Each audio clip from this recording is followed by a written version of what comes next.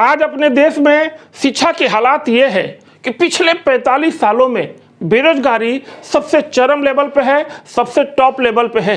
प्रतिवर्ष हजारों छात्र आत्महत्या करने को विवश हो रहे हैं।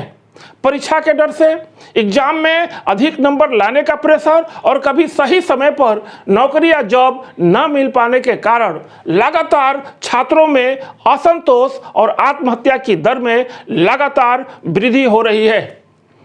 2017 ASER की रिपोर्ट के अनुसार 83% छात्र रोजगार के लायक ही नहीं है। जरा सोचिए, जरा कल्पना कीजिए, आज हमारे पास, आज अपने देश में रोजगार या नौकरी के जो भी साधन, जो भी ऑप्शन मौजूद है, उसमें 83% छात्र रोजगार के लायक फिट ही नहीं बैठते हैं। नमस्कार साथियों, मैं हूं मनोज शेखर। शिक्षा पे आधारित इस सीरीज में बहुत सारे सवालों के साथ और बहुत सारे सॉल्यूशन के साथ आपका स्वागत है। पूरा वीडियो को अंत तक देखिए और अगर आपको लगता है कि इस सड़े गले और कचरे सिस्टम पे उठाए गए मेरे सवाल सही है तो प्लीज हमारे वीडियो को लाइक करिए, शेयर करिए और हमारे चैनल को सब्सक्राइब करिए। यह कैसी शिक्षा व्यवस्था जहां हाई स्कूल, इंटर और ग्रेजुएशन में अंग्रेजी विषय में पास होने वाले अधिकतम लाखों करोड़ों छात्र ठीक से अंग्रेजी नहीं बोल पाते हैं।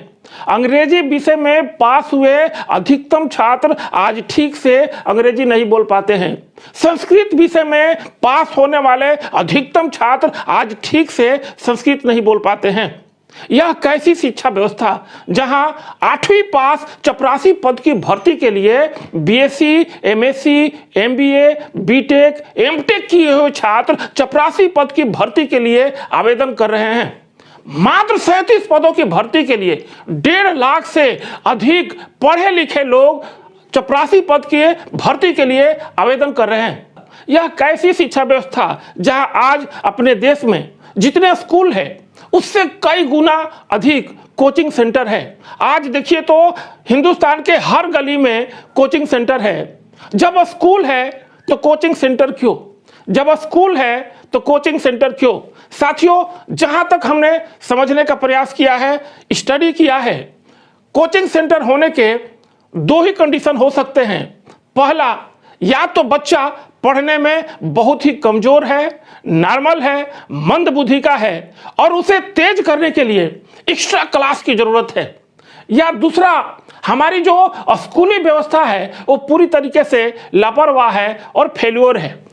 जब स्कूल तो कोचिंग सेंटर क्यों? साथियों, अगर इसके अलावा कोचिंग सेंटर होने के कोई तीसरा कंडीशन है तो प्लीज हमारे कमेंट बॉक्स में रिप्लाई दें।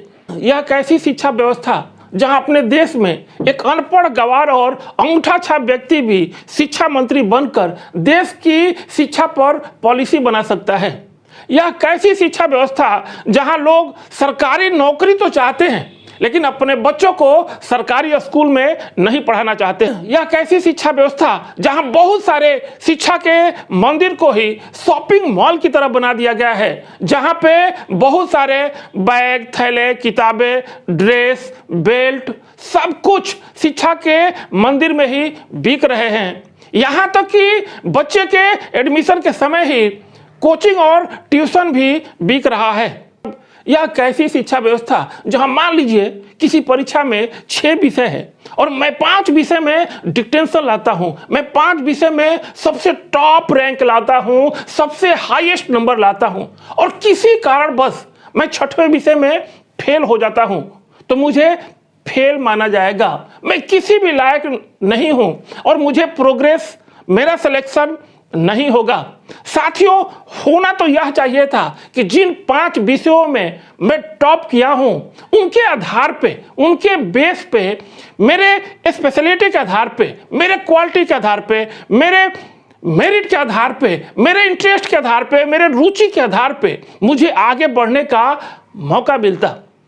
यह कैसा शिक्षा मॉडल है? यह कैसा शिक्षा मॉडल है जहां मान लीजिए किसी नौकरी के लिए 85 नंबर पे मेरिट बनता हो और मेरा किसी कारण बस 84 नंबर आता है तो मुझे फेल कर दिया जाएगा, मेरा सिलेक्शन उस पद के लिए नहीं होगा।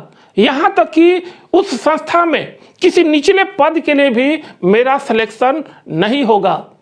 85 नंबर लाने वाले और 84 नंबर लाने वाले में कितना का अंतर है, जो एक को ताज मिलता है और दूसरे को धक्का मिलता है। यह कैसा शिक्षा मॉडल है जहां अपने देश में बहुत सारे लाखों करोड़ों ग्रेजुएट छात्र पूरी तरीके से कंफ्यूज है, भ्रमित है। वो अपने कैरियर के लिए डिसाइड ही नहीं कर पाते हैं कि उन्हें बनना क्या है, पाना क्या है, करना क्या है। अगर रेलवे के वैकेंसी का फॉर्म निकला तो उस फॉर्म को भी वो अप्लाई कर देंगे। अगर बैंकिंग के वैकेंसी का फॉर्म निकला तो उस फॉर्म को भी भर देंगे। अगर एसएससी के भर्ती का फॉर्म निकला तो उस फॉर्म को भी भर देंगे। अगर पुलिस और सेना में भर्ती का फॉर्म निकला तो उस लाइन में भी जाके लग जाएंगे। अगर गैंगमैन और चपरासी के पद के लिए भी भर्ती का फॉर्म निकला तो उस फॉर्म को भी भर देंगे।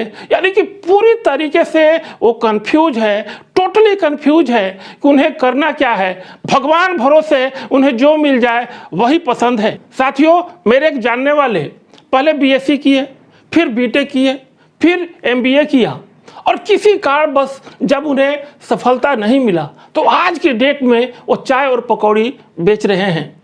जब उन्हें चाय और पकौड़ी ही बेचना था तो फिर बीएससी क्यों किया, फिर एमबीए क्यों किया, फिर बीटेक क्यों किया। साथियों, मेरे एक दूसरे परिचित जिन्हें बचपन से गणित से जरा भी लगाव नहीं था, गणित से वो हमेशा दूर दूर रहते थे, बाकी सारी विषयों में वो बहुत ही पढ़ने में ठीक थे, लेकिन गणित से जरा भी लगाव नहीं था। और जब उनको सरकारी नौकरी लगी तो उन्हें अकाउंटेंट के पद पे गणित का ही काम दिया गया है। साथियों, शिक्षा पर बहुत सारे सवाल और सॉल्यूशन के साथ हम अगले वीडियो में बात करेंगे। अगर आपको लगता है कि इस सड़ी गली व्यवस्था पर मेरे उठाए गए सवाल सही है तो प्लीज़ हमारे इस वीडियो को लाइक करिए, शेयर करिए, कमेंट करिए और हमारे इस चैनल को सब्सक्राइब करिए। धन्यवाद। जय हिंद, जय भारत।